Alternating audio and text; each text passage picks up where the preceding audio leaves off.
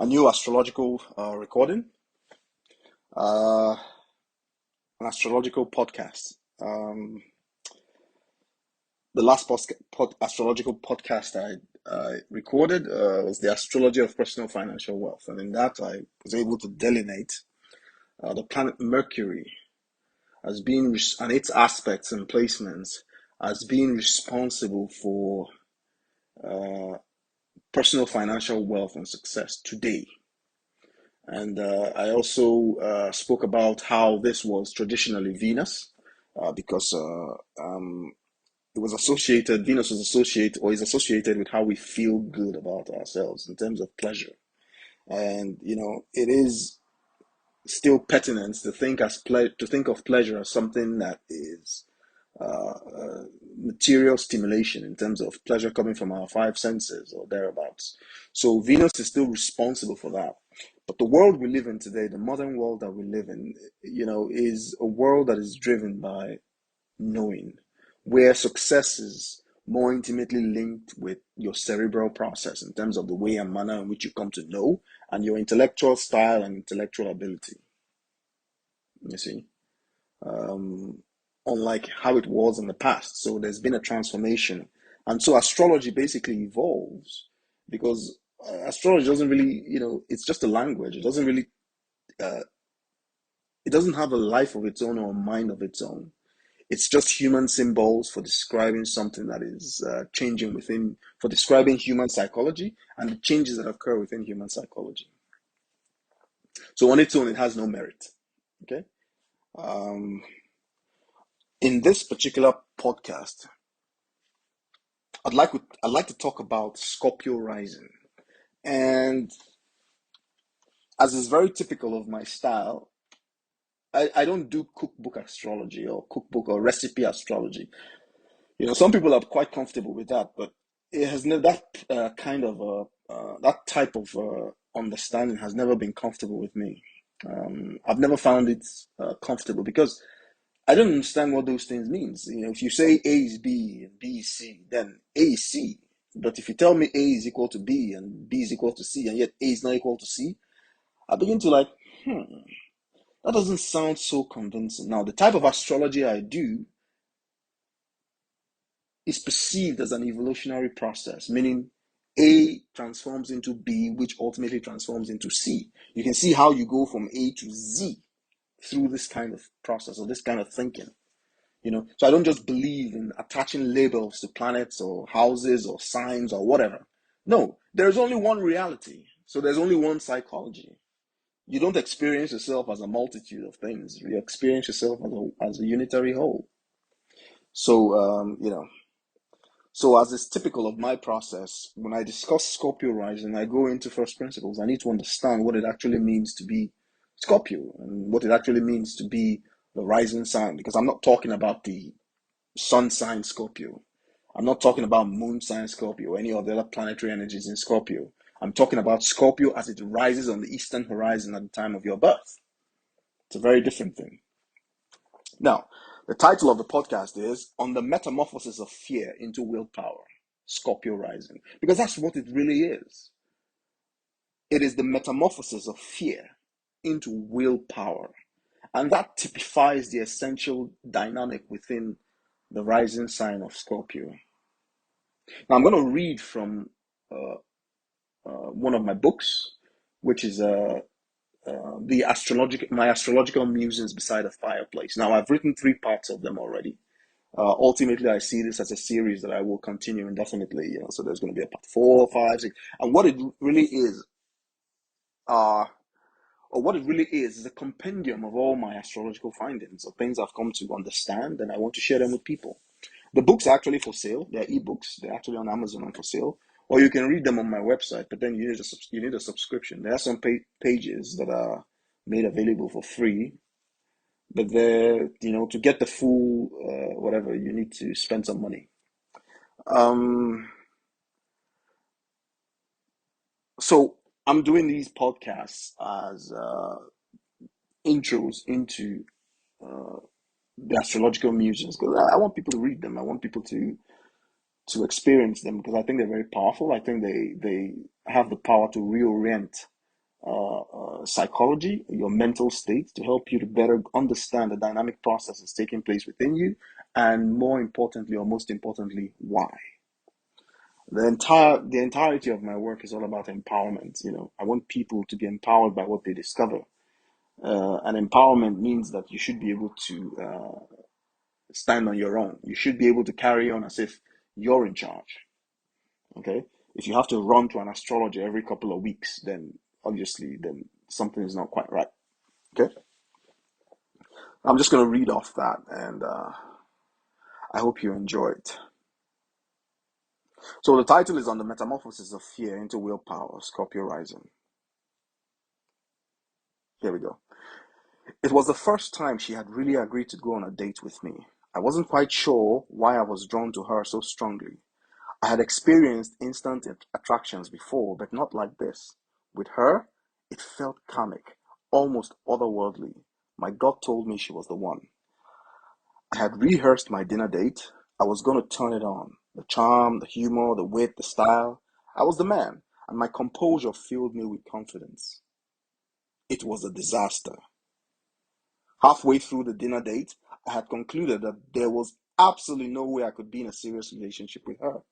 It all stemmed from her passing comment during small talk on the reasons why she didn't see anything wrong with having every other close male friends, which she could share moments of joy and sadness with.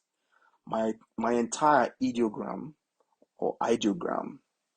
of her was irrevocably turned up at that very moment, and I was immediately put off.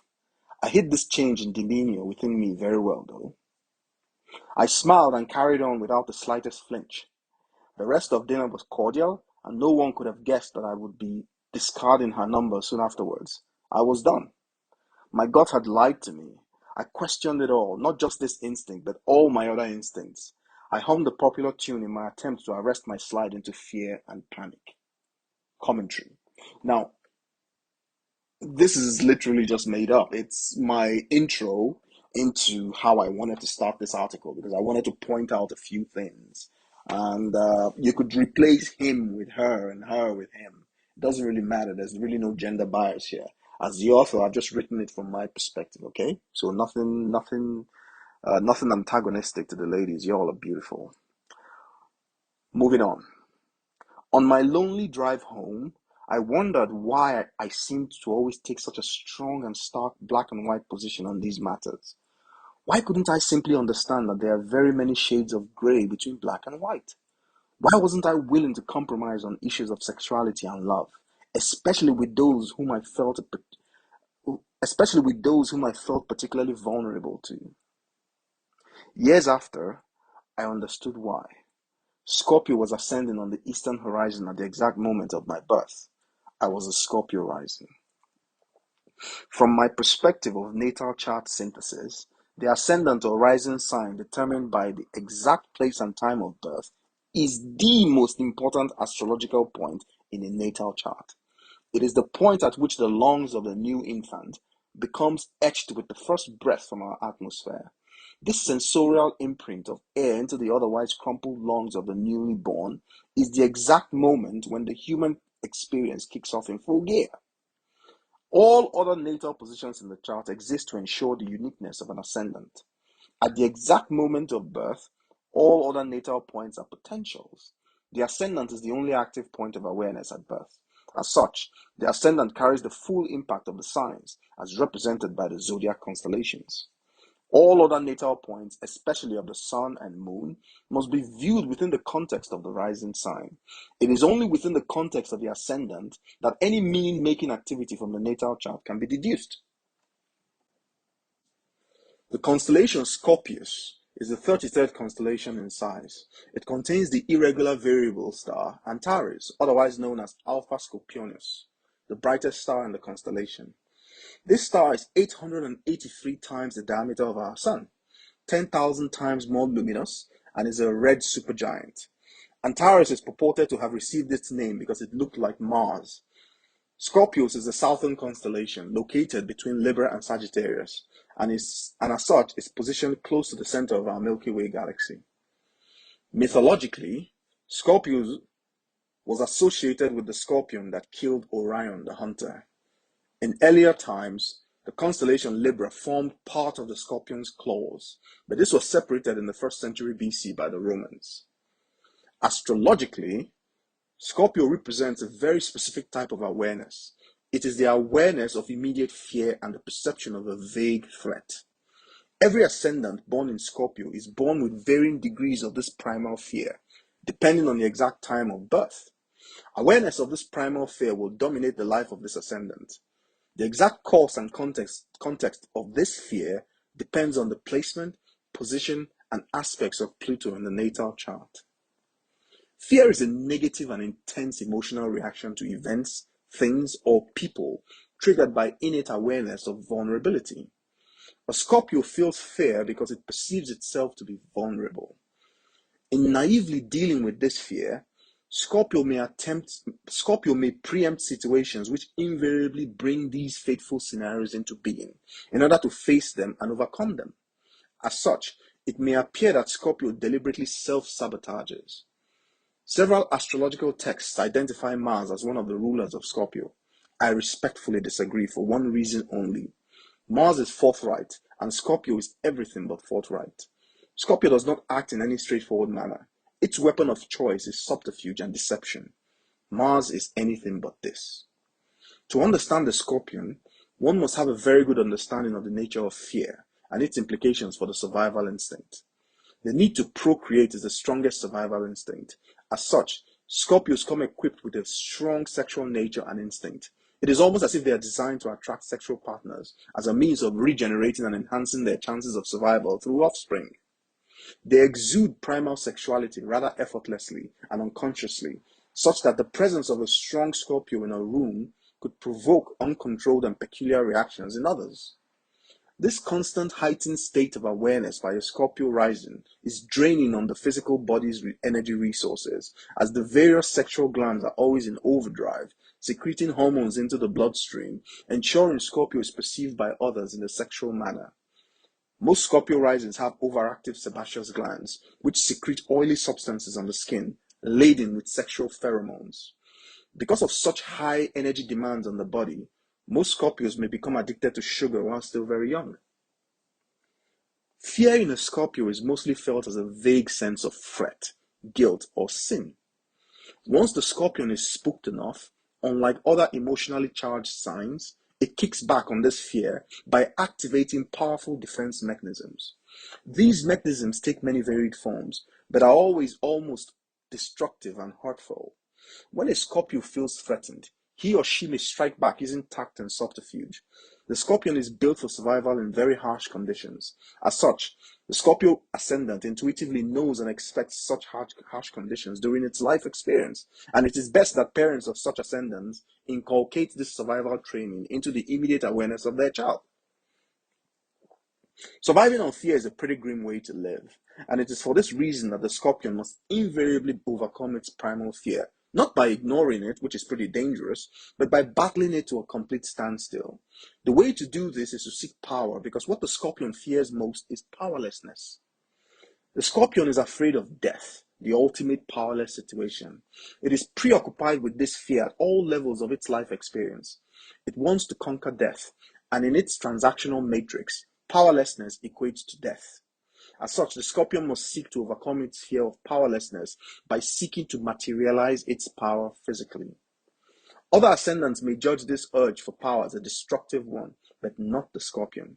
It is essential to the Scorpion. Without it, he feels threatened, and this unconsciously triggers his or her vast resources of survival instincts. It is these survival instincts, once triggered, that engage the destructive cycles associated with this sign.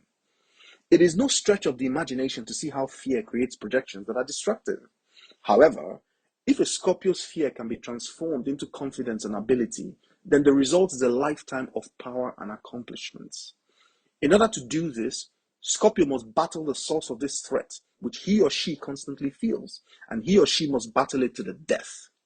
There must only be one victor. A good way to understand the nature of this threat that the Scorpio ascendant feels is to analyze the placement, position, and aspects of Pluto. In one of my articles, I described Pluto as the embodiment of disowned sexual desire. I also describe the placement, position, and aspects of Pluto as representing that area of the chart where we must honestly acknowledge who we are to ourselves in order to reclaim this power, which we invariably disown and give to others. This issue takes on much greater implication in the life of a Scorpio ascendant. It is best to reread the article on Pluto in conjunction with this one. Commentary. The article on Pluto is called,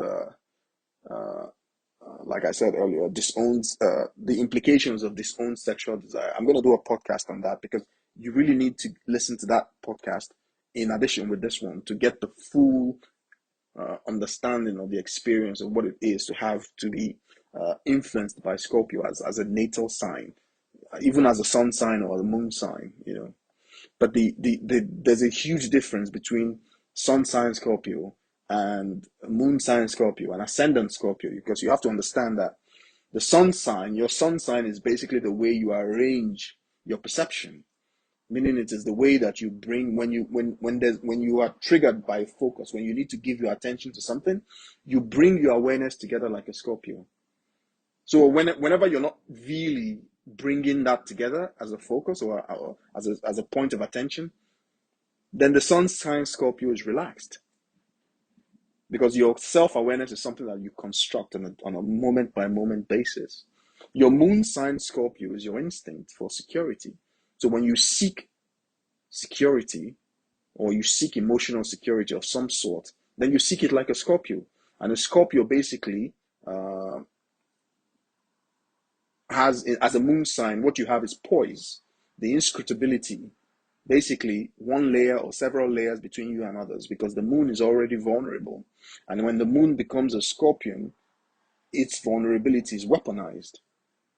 So it hangs back, protects itself like a crab, that also has a tail that can sting. Okay? But the Scorpio rising, because your ascendant is basically the box you come in. So it is what contains your sun, your moon, and it is basically what determines the procedural milestones of evolution of your life. So once you're a Scorpio rising, everything within your chart has that theme. So you don't turn it off. That's why Scorpio rising people are very intense. And if you now have other reinforcements in Scorpio, the intensity just goes, because you don't turn it off at any point in time. It's just so. Moving on. For Scorpio ascendant, the natal position of Pluto in the upper half or lower half of the chart indicates where this battle with powerlessness and darkness must take place. The house position will indicate the context, and the aspects to Pluto indicate allied resources and points of antagonism. Stressful aspects to Pluto indicate in what manner these battles will come, while easier aspects indicate escape routes and potential allied resources.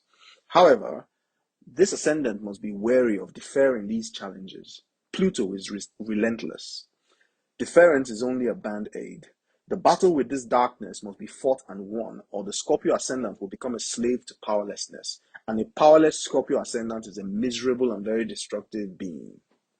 When Pluto is above the horizon in the natal chart, the threat manifests as a concrete enemy in the physical world.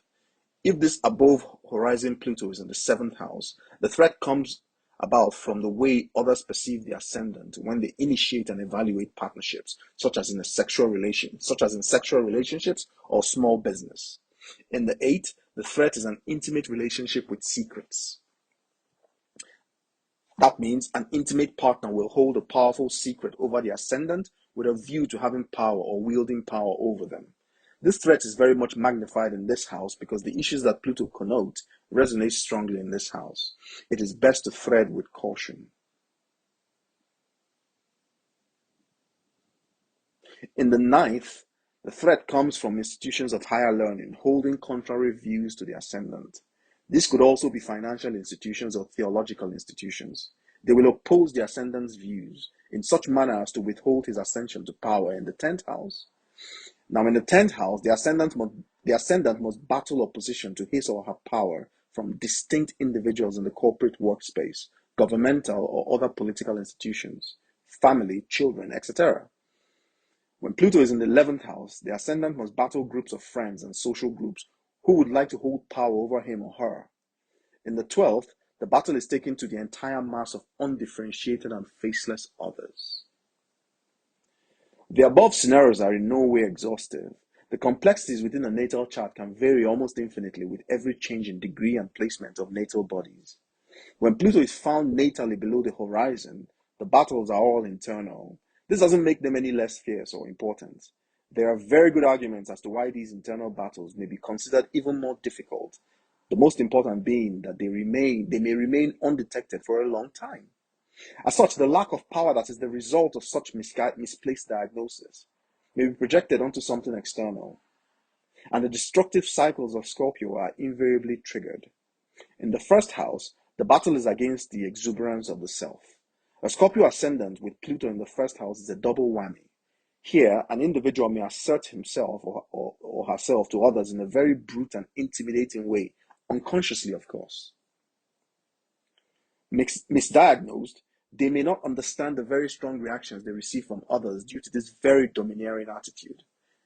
When Pluto is in the second house, it supercharges the value system into excess. Greed and avarice click into overdrive. Sex for benefit is also common. In the third, communication is forceful, the intellect incisive and surgical. The mind is given extreme depth to probe the psychology of self and others. The battle is against tendencies towards manipulation and telling oneself untruths. The immediate environment is controlled into excess. With Pluto in the fourth, power is sought from the relationship with parents. The battle is against complexes regarding sustenance and nurturing. These may be projected outwards towards a parent. In the fifth, the battle is against issues of self-worth and creativity. The sixth, against issues of balanced self-acceptance and the temperance of the ego in readiness for relationships. Now, commentary. Anything that Pluto touches, it supercharges. Because Pluto, is acknowledgement of the deepest self, no matter what it is. It wants to be accepted. Pluto is the truth of our desire. So whatever our desires are, we must be able to accept and integrate them into our psyche. Otherwise, we suppress them into the dark parts of our nature where we don't go, and then we project them because it can't stay there. You see? And so when an individual or when people begin to feel powerless, like they find themselves in situations where they can't do anything, it's because they have projected that power out of them. And if Pluto is prominent or Scorpio is prominent in your chart, you need to reclaim your power. You need to fight those battles. Going to hide, that's not the way Pluto works. You must confront the darkness and go into that darkness with absolutely no fear. And you must reclaim your power from that darkness, because the darkness is not your enemy. It is your ally. That's the nature of Scorpio and Pluto. The darkness is your ally. Now, the idea behind the darkness is not to suppress it, because then it festers and poisons the psyche. The idea is to bring it into the light, where it can be transformed and become very powerful. Because it no longer controls you, you now control it. So you're able to wield power effortlessly. You're able to pursue the demands of power without, the detrimental aspects like power corrupts absolutely and all that. That's nonsense. Power corrupts those who are not able to wield it, or who have a chip or something on their shoulders, or who are dealing with deep issues. Because the idea with Pluto is not a dick measuring contest. It's not a who's stronger, who's big. These are not personal energies. If you try to wield the energy of Pluto or Scorpio in personal egotistical ways, it will destroy you. Because it is the energy of recycling. It's the energy of death and rebirth. It's the energy of going to hell and back. So the very idea is, wherever Pluto is in your chart, it is inviting you to confront your own darkness, and in so doing, reclaim your power. Because there's nothing quite as powerless or as miserable as a powerless Scorpio dominant or Pluto dominant. And sometimes these battles can be terrifying, especially when you bring Saturn in the mix. I mean, Saturnian defenses are some of the most sophisticated in human psychology and astrology. Now, once the regenerative corrective powers of Pluto are triggered, they are unstoppable. You see. But what Pluto because Pluto just represents an aspect of the psyche that becomes obsessive compulsive, that is driven by a very strong sexual desire, and the nature of that sexual desire, the way it comes up, is what we need to deal with and integrate within our psyche. It's not a bad thing. Without that desire, we wouldn't be able to regenerate. We wouldn't be here. So it's not a bad thing. We just need to be able to integrate in such a way that it doesn't become a burden or it doesn't control us. You see? Moving on. Overall, Scorpio ascendants must battle the darkness internally or externally for their power. This battle must be to the death, literally or figuratively.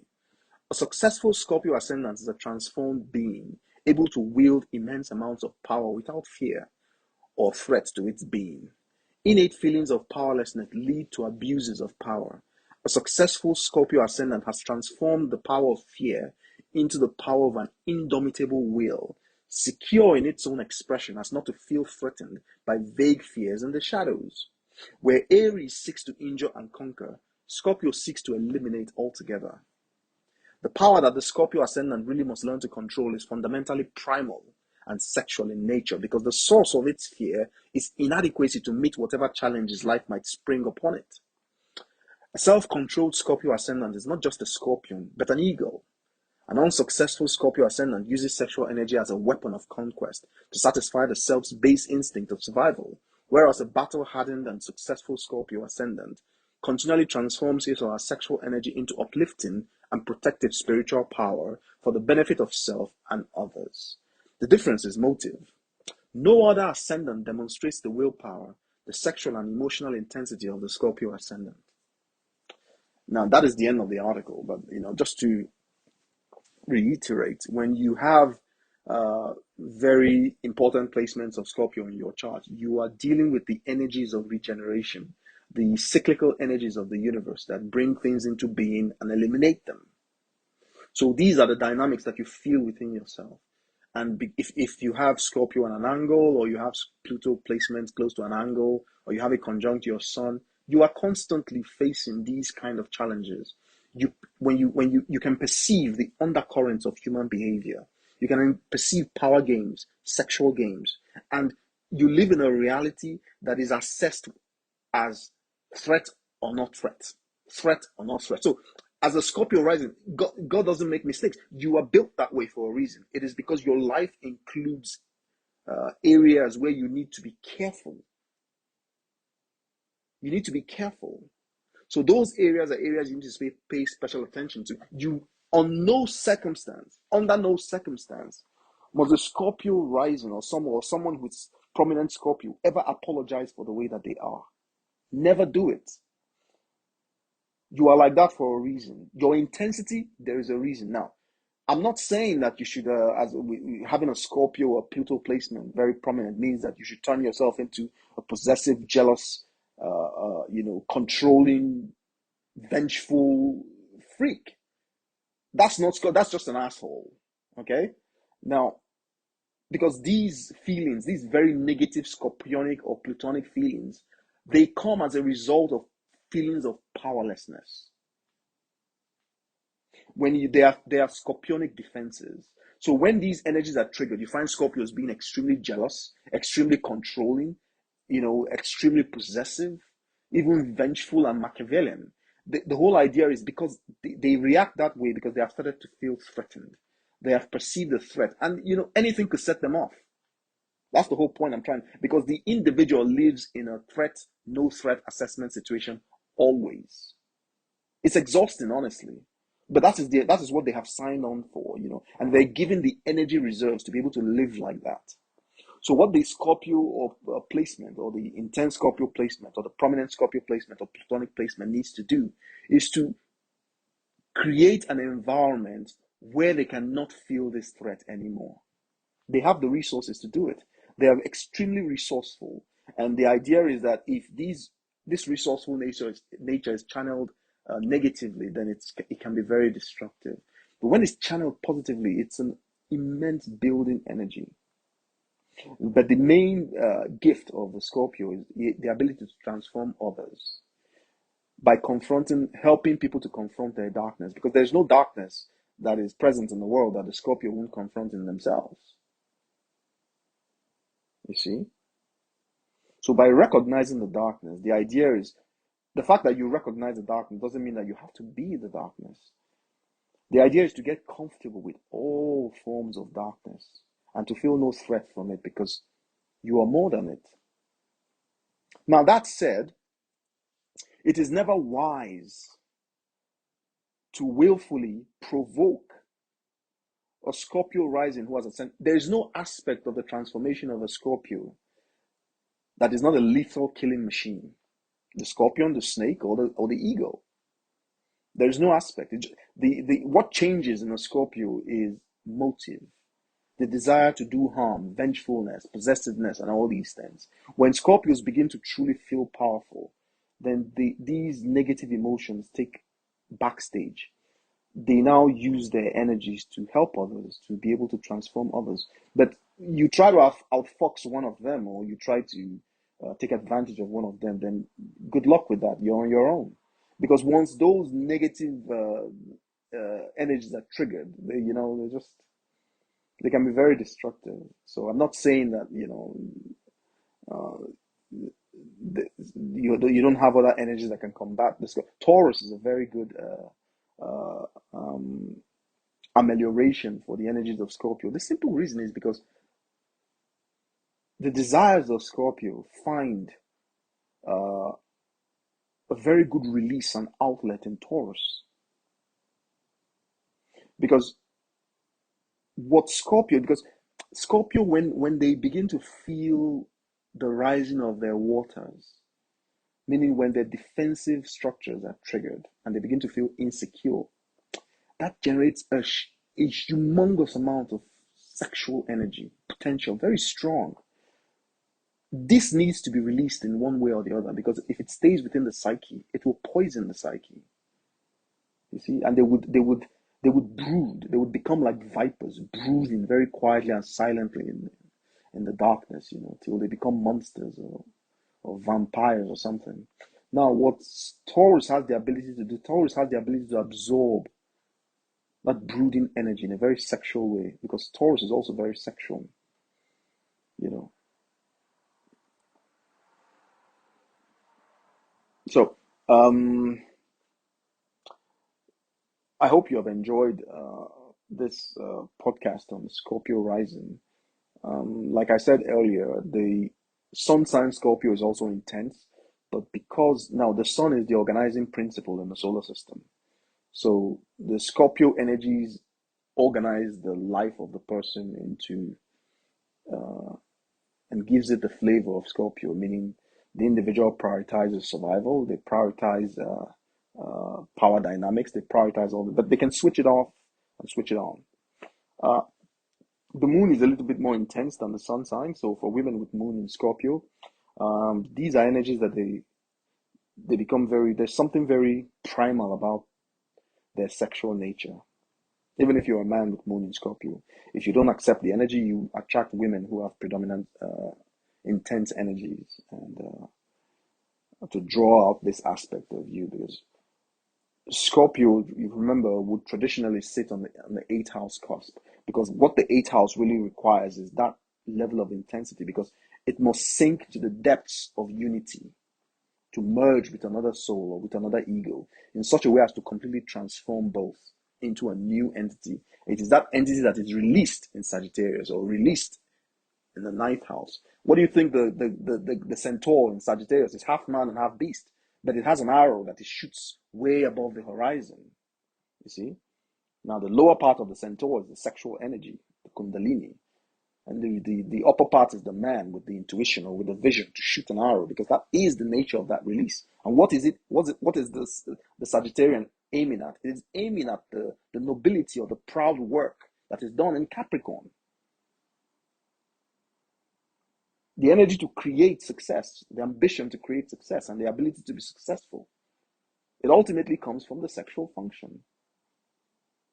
And once the sexual function is distorted, or it doesn't have a proper release, or it doesn't have, or the context, it has been contextualized as evil, then the individual cannot integrate that energy properly within themselves, and their manifestations just don't go anywhere. They just self-sabotage serially. And that's what, when Scorpios begin to experience jealousy and a lack of power, because it's a self-sustaining destructive cycle, because the more lack of power they feel, the more they engage these destructive energies. you know Someone needs to be able to snap them out of it, as in go in there with love. And it's not an easy thing. A Scorpio on that cycle is, trust me, they're very, very, very difficult. But that's where Taurus comes in. Taurus has the ability, the love, the patience, the perseverance, the quality to be able to reach deep into Scorpio and pull them out of that self-destructive cycle. In a sense, that is what the Scorpio really, really wants. And that's why these energies are triggered whenever, especially when you in relationships. Because what they really want is, they want absolute true love. Because true love is the most powerful force in the universe. And that's what they really want. It's just that the way they go about it, they don't go about it by accepting that vulnerability. They go about it from the other angle, pretending to be absolutely inscrutable. So, if you have enjoyed this podcast and you are interested in some type of consultation with, for natal chart synthesis, not analysis, synthesis, because I don't read you placements or talk to you about natal positions, No. Your entire chart has only one meaning. That's really what it is, because you're only one person. You don't experience yourself as moon in Scorpio or sun in Scorpio. That's not how people experience themselves. You experience yourself as a unity. The reality you're trying to describe is a unity. So natal chart synthesis is the unifying perspective of your astrological natal chart, because it only tells one story. And if you want some type of consultation in that regard, it is not cheap, but and you only ever need one good consultation in your life. You don't need several. If you have to go severally to consult astrologically, then you haven't been released. You haven't understood that aspect of self that releases you into your potential. And but if you're interested, you can send an email to publisher at the 5 principles of organized complexity.com.